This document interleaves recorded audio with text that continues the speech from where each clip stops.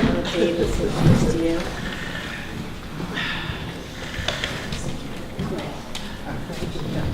Okay, thank you. So, congratulations. Well, thank you. A very different world from the world of yesterday's Yes. film. Yes. Thanks for coming to see a poker movie on a 10 o'clock on a Sunday morning. And also to talk about production design. It's difficult, especially if you see this movie for the first time, to even see the design, because you're listening so hard and intently to the dialogue. Right, there's so much dialogue, so much of it is specific to poker, so much of it that we really don't know what you mean, but it's actually an example of using language that is not literally, in some ways, understood, but you get the meaning of it, the subtext of it. But what a lucky thing getting, for us to get this script. It's what we strive to do in our career, is to find really well-written projects. And when this came to me as an opportunity, it was like, yes, this is amazing. But I will say it was a close to 200-page script. I think it was 295. Or it was a huge script and when you do it all the time as a job, as we do, 110, 120 pages is an hour-and-a-half movie. And Aaron was tenacious about not, it was his baby, and he didn't want to whittle it down. And we were sort of in the middle of a constant fight, I'll say, between the producers and him as the director to keep that amount of dialogue, and you end up with a 6-hour movie. And it's now two plus. Right. But it goes, it's not, you're not like, oh, wait, it keeps you. Yeah, again, I think, and I said yesterday, I thought that, the performances and the design for me were the key elements here. I mean, I think here the script is more central, but again, Jessica Chastain is charismatic and holds the screen, and I mean, it's also a world that is sort of, it's fun to be a voyeur into that world, and I think that is part of the appeal as well. It's glamorous, it's high stakes, it's lots of money, it's, unsavory character. I mean, and there's dramatic development, and I think that overall there's a tension that rides consistently, right, starting really from the beginning in the whole sort of failed skiing race, and she was the right person to play the part. Yeah, I think that Aaron, in writing it, was really careful to keep the Molly Bloom and Jessica's character not go to the sort of wildly sort of sexy version of the story, which it could have been in other people's hands. I think this is pretty realistic to what Molly was like. Everyone we hear, Sorkin knew her. I don't know if he lived in the same building as she did somewhere in Manhattan, but and other people who have They were interviewed. friends. Yeah. Yeah, she was apparently just And as smart I as a did, whip. early on, I did get to meet with Molly because she was not allowed into Canada, and we did virtually the entire movie in Toronto. Everything was done in Toronto, including we had to build the ski run. Everything was built. You built the ski run. Complete. Wow. It was a dry winter. We had to make the snow, we had to make the moguls, we had to build all of the structures so it was all fabricated. But the only New York and LA was the exterior of the Viper Room, or the Cobra Lounge, was on Sunset Boulevard, and then her jogging in Runyon Canyon. But otherwise, everything was built sets in Pinewood Studios in Toronto. And that I'm proud of, because most of my friends that have seen the movie, it doesn't even come up as, well, gosh, you did it in Canada, and we did. They thought that the whole movie was done in the States, and they didn't believe it. So the interior hotel Charlie's rooms. office, all of that was. We had the introduction of the young daughter in a real lobby where you look out of a window, but you walk down a hallway, and then you enter Charlie's office. And because there are so many pages, we're in a controlled environment there. As the challenge to us was because again, they wanted to have this be a somewhat frugal budget movie. We were asked to find practical locations for everything, and we found an empty corner of a building in Toronto, a very interesting office that we could dress. And This is for Charlie's office. at the very last minute, when the camera woman came in, wonderful Charlotta, who did Girl on the Train and Fences, fantastic camera. She said she couldn't control the sun over such long periods of dialogue. There was just talking and talking and talking in the office. So we were asked to build quite a few things that we intended to use practical locations. And the Idris Elba character was cast at the very last minute, and they said, "Oh, this is great. We have Idris Elba as Charlie, but he's in for the first 9 days of shooting, so you have to have all the sets built in 2 weeks." So we built his office, the courtroom. We couldn't find a courtroom that was, Aaron wanted a very big, intimidating courtroom. And in Toronto, which is a big city, there were interesting courtrooms, but they were very Canadian, it was different. And the real courtroom that we depicted was a federal court in Lower Manhattan. So we had kind of we had research and we built it, including all the murals. Everything was all painted, and you have this, when she enters the room, it's a very big, intimidating room. But it's a ski run, and So in this case, unlike yesterday, where you create sort of we talked about it, the sort of handmade world of the imagination, here you are going in and actually building stuff to precise, realistic detail. It is like a documentary. We have a true story, but Aaron, as we were making it, he said, "Guys, we're not doing a documentary," but we had the book. We had Molly that was communicating with Sandy, saying, "Oh, that would be what I would use," or that would. So we really had a blueprint of a real world event that happened with this interesting woman, and we just wanted it to be that when the audience sees it, that it's not eye-popping like in comparison with yesterday. It was very, very colorful. This is very somber and very. I mean, the opulence of the poker games was certainly important in terms of suggesting the level at which she was operating, which kept going up and up, and and the contrast to the early games, and the sort of, and even the sort of poker den-like feel to the early games, sort of changed, Exactly, shifted. that's the arc that he wanted, for her to come from, this basement game to the heights, and then the fall back to these sort of lawyerly, bureaucratic, governmental basement offices. Sort of stripped of any real personality, so very effective, and sort of a backdrop to what he puts in front of it. And whereas in La La Land, the design, the world is really a player. Well, the contrast also between the two movies and between the two directors is Damien Chazelle cared deeply about the production design, and he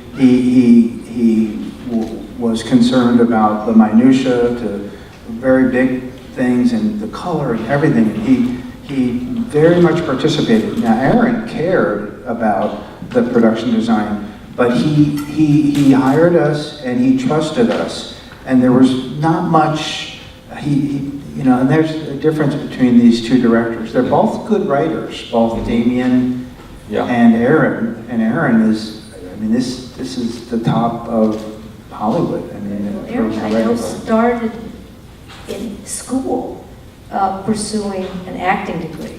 And I think the actors are very important. Of course, his dialogue is the Bible of the story. Like David Mamet, another person that you have worked with consistently. Right, so he was glad to let us take hold of it. Over, And we knew it would be background, but at the same time, there were little things that we just always kept in mind. Number one, the colors, because it was all very masculine worlds. Right. So we stuck to sort of blacks and blues and grays and wood and metals. Right, the sort of, you know, the wood paneled Right. Charlie's rooms. office, Yeah. and then the Plaza Hotel, which was it was just luckily a sister hotel in Toronto to the Plaza. So we were able to, we did 2 days in Manhattan, this ice skating on Central Park. That was, and then the bench conversation with Charlie, with Kevin Costner and Jessica. That was done in New York. But How about probably the background shot of Central Park from the... yeah, Yes.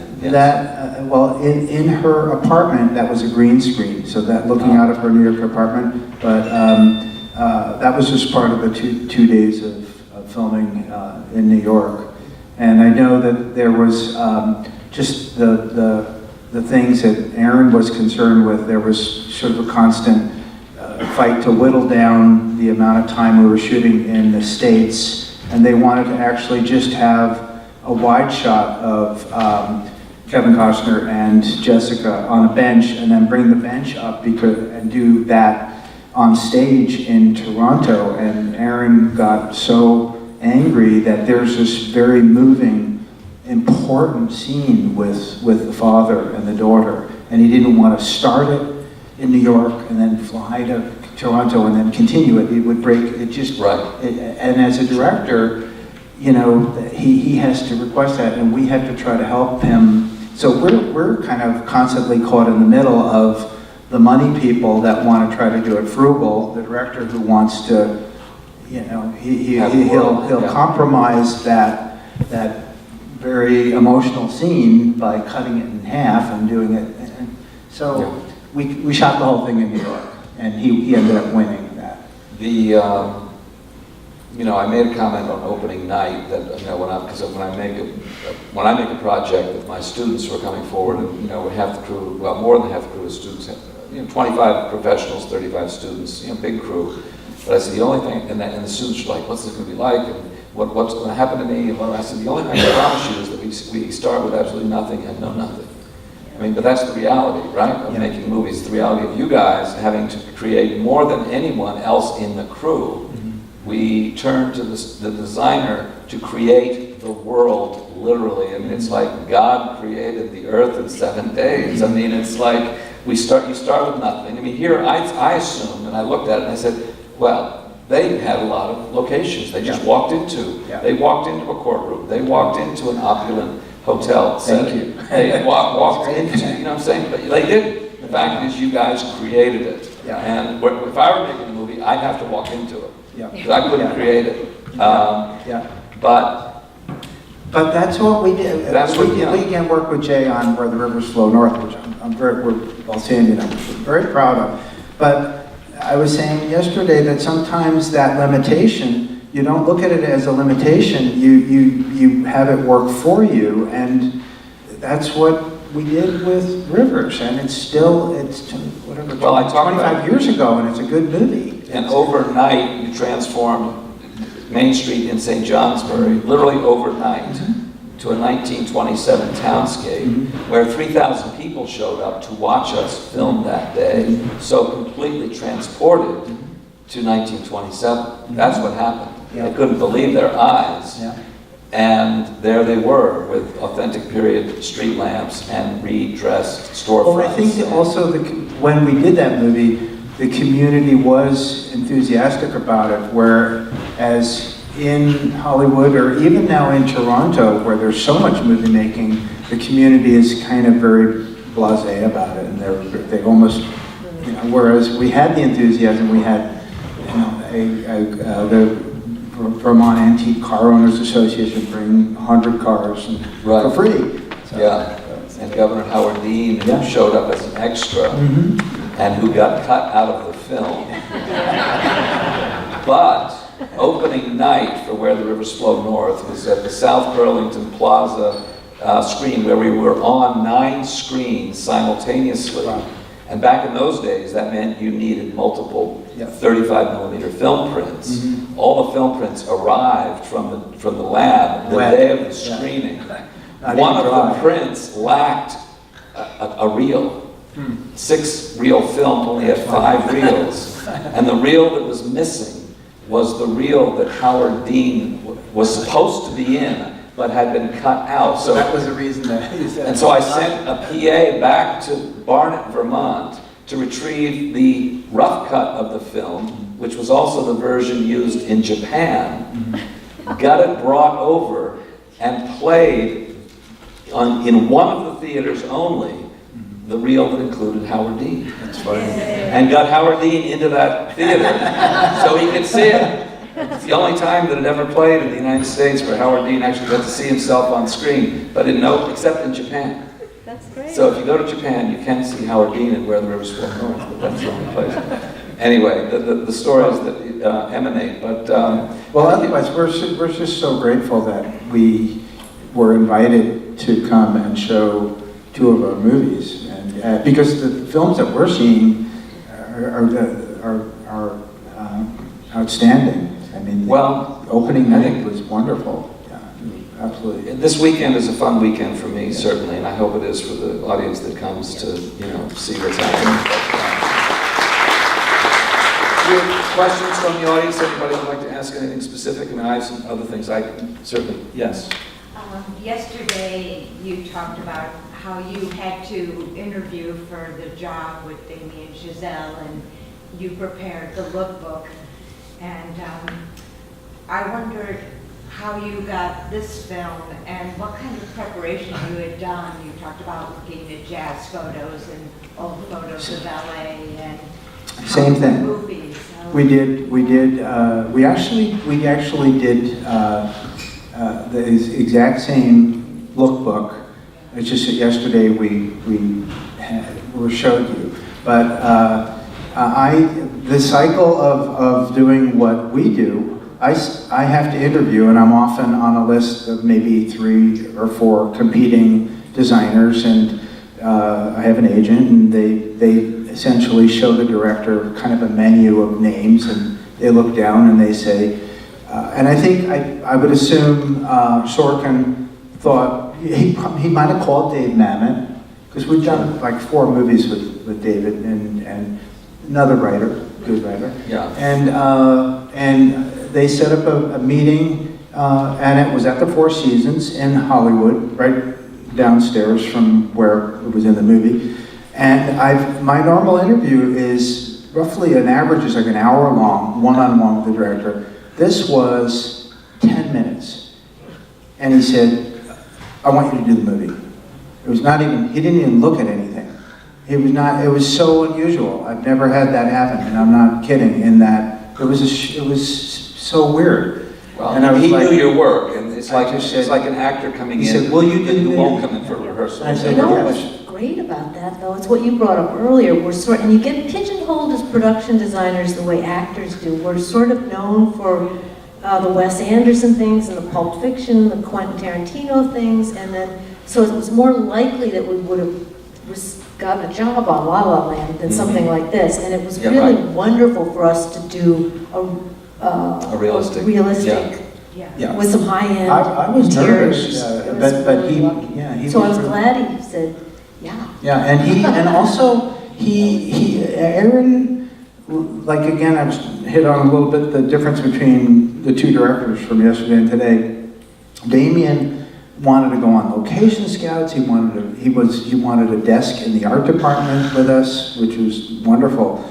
Aaron didn't want to go on location scouts. He just wanted to focus on the actors and rehearsing and his script, trying to battle. He was so nervous. Yeah. He really didn't want to go see the locations, and we kept thinking, what's going to happen? He said, I don't need to go to the location. We're like, Aaron, you need to go to the location. Yeah, partly to figure out how the action's going to flow through the location. We can't do that. Because you guys end up having to design sometimes more than is needed. I mean, that's the other thing. Part in a low budget film, you go to the locations to figure out how much can we avoid having to develop. Yeah. So we relied a lot on working with the director of photography.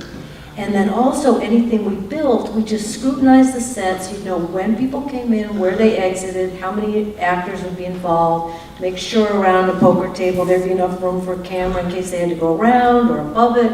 or whatever they Right. had to do in that sense. So Sorkin also probably didn't work extensively with the DP to... He did, but it wasn't a super harmonious thing like it was with Damien and Linus. But getting back to the comparison with yesterday, we were saying that there were these musical dance things and songs that determined the size of the sets. It was the same on Molly's game, where there were long paragraphs of voiceover, like when Molly goes into the Viper room, gets out of her car carrying a cheese tray, walks into the Viper room, there's a hallway. That hallway length was determined by this long voiceover that, you don't say, well, Aaron, it's going to be a long hallway.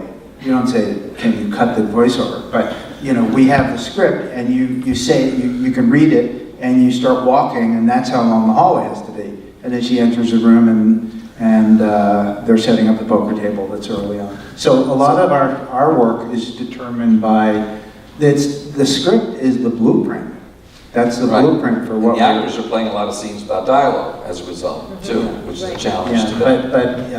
But none of the words are changed. His words are that's what they are. You said on La La Land, 10 weeks of prep, 200, a crew of 200. How does that compare to this picture? This was bigger because, again, that was Los Angeles. This is Toronto, so the labor force is cheaper. And we had carpenters working 7 days a week. I don't want to say 24 hours a day, but it was full long days, 7 days a week to get the courtroom, a huge set. It's all painted and, Because this prep was only 10 weeks, probably. It was the same. Yeah, 10 weeks, roughly the same size crew? It was a bigger crew, more construction people, a huge construction department. Yeah, and so probably a bigger budget. Yeah, for the art department. It was a bigger budget than, I would say maybe twice the size of La La Land. And just by comparison, where the rivers flow north, you had a budget of around $30,000. Yeah. And a crew of, I think, Again, like we 20. borrowed the wood. We borrowed the wood 20, and returned it. 22, borrowed the wood, had to return the wood, borrowed the street lamps, had to return those. Got the town to put down the dirt, probably cheap, if not, Dirt over the street. The cars were free anyway, so that's show, those to show. Just in the way of passing, I mean, what I admire most about Tarantino's films are actually the design. I mean, I have, some of his narrative stuff goes a little far for me, but, Inglourious Basterds, I actually think is in some ways his best film. Partly because it's about something that I can, really relate to, and I admire the artistry of Pulp Fiction. The scalping scene in Inglourious Basterds I could do without, but otherwise, I think the movie's really strong, and the visual world of Inglourious Basterds is fabulous. We were very lucky. We were very lucky to go because Quentin is supposed to do 10 movies and then throw in the towel. That's what he says to everybody. He's on number 9 right now. We did 6 of his 10 movies. 7 if you split Kill Bill into 2 movies.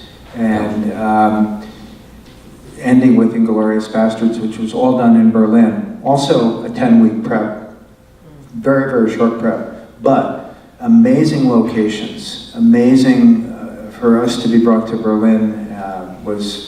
It was just spectacular, and we built an incredible construction department, and it was a great experience for us. I mean, it fully evokes the period, but also it's again not realistic. It had a twist. It was Quentin period. Right. So it's a World War II. So it's reinventing the history. Had that off-kilter world of Quentin, where even if it's wrong, it's what he thinks it should be, and he's right.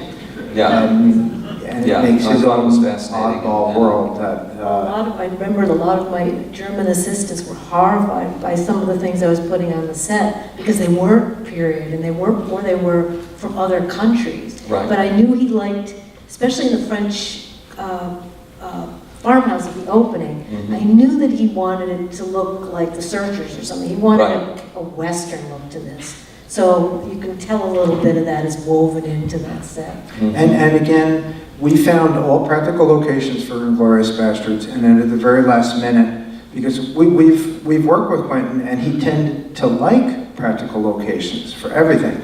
And then we just assumed that was, so we found a fantastic farmhouse for the opening, and he just at the very 11th hour said, you know, I think we want to build this. And so we found a Rolling Hills location, and that was all built. Built the farmhouse. Yeah. The exterior as well. The exterior and then the interior was on stage. Of course, which had the important area beneath the floor. Yeah, that was one of the most suspenseful a cut in half scenes farmhouse, I've so ever you're able to pan down and see the family hiding below the floor. Yeah.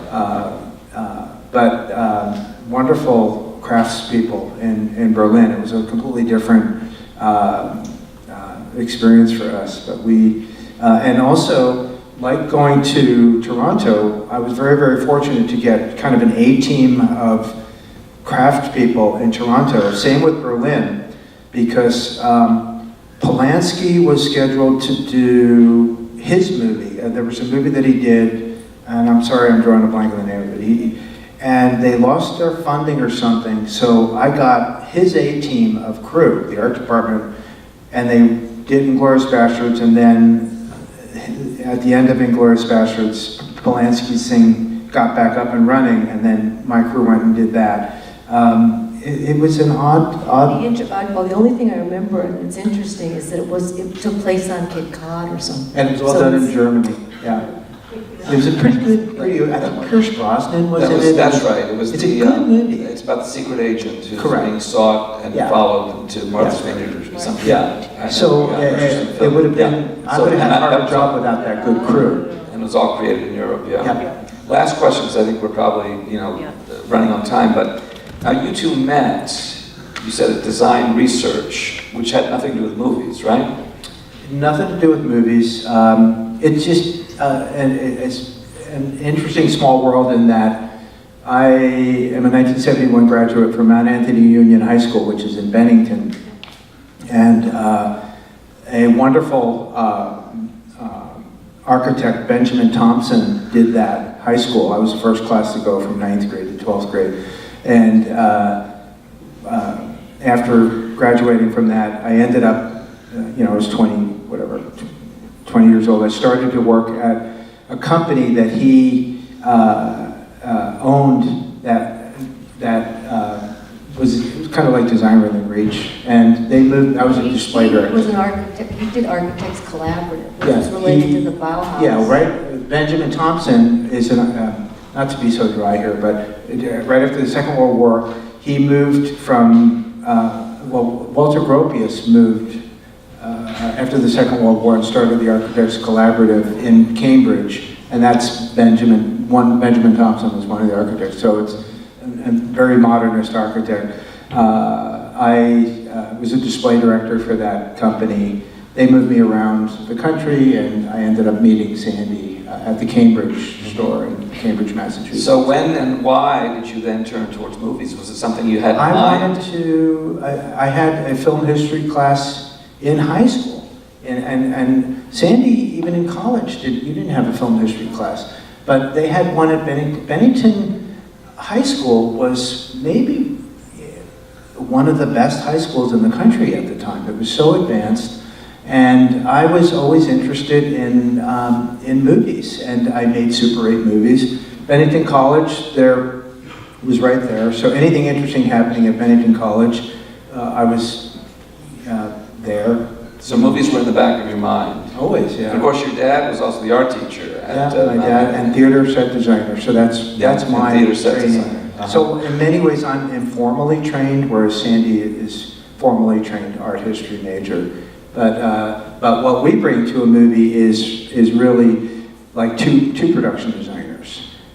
Even though Sandy's credit is set decorator, which is it's high up in the art department, but under the umbrella of the art department, it's a big craft department. It's the largest group of people in making a movie. Mm-hmm.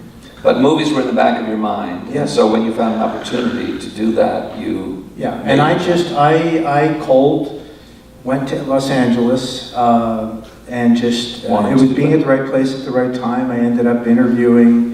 It was a quiet time. There was a writer's director's strike in 1981, and a art director that I did not know hired me. It was a feature film called The Beastmaster. It was like a Conan the Barbarian thing, and I was sort of the business manager of the art department, so I was able to watch.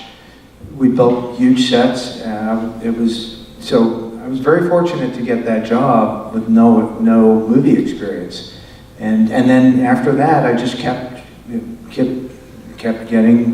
And people like you, they work with you, they like you, and you move on to another one. You make connections, it's networking. And that's how connections, business which works. is what I'm Right. doing now, and what I Yeah. encourage. I always try to meet young students that are trying to do this, and I just say, you just keep, you're going to leave meeting me with coffee with two contacts. You're going to get 2 contacts from each of those connections, and you just keep connecting, and you're going to get a job. Yeah. That's how you do it. That's how it goes. It's Yeah. traditionally an apprentice-based industry. Yeah. And one of the reasons I sort of developed this education model is there's so many learning opportunities Yeah. where you own, each person can own a substantial part of the larger narrative of production. Mm-hmm. It's sort of a John Dewey, tailor-made, intensive learning that enlarges meaning through shared experience and joint action. That was sort of Dewey's claim to, an educational vision, and it is so suitable to movies because you have visual artists, you have lighting people, you have cinematographers, you have such a range, you have writers, of talents that get brought together. It's uniquely, nothing else really quite like it. Yeah. And collaboration, and you guys, and you survive because you can collaborate. Yeah. You survive because you can bring out the best, you can create conditions for other people to do their best work. Mm-hmm. The producers and directors need to do that for you. You need to do that for your crew. Yeah. And it's effective when that's all happening. Yeah, to have a director like Damien or like Aaron, it's an incentive for us to do really good work. Absolutely, and you guys are the best. So thank you so Thank you much so much. for Thank you for coming and coming being out. part of our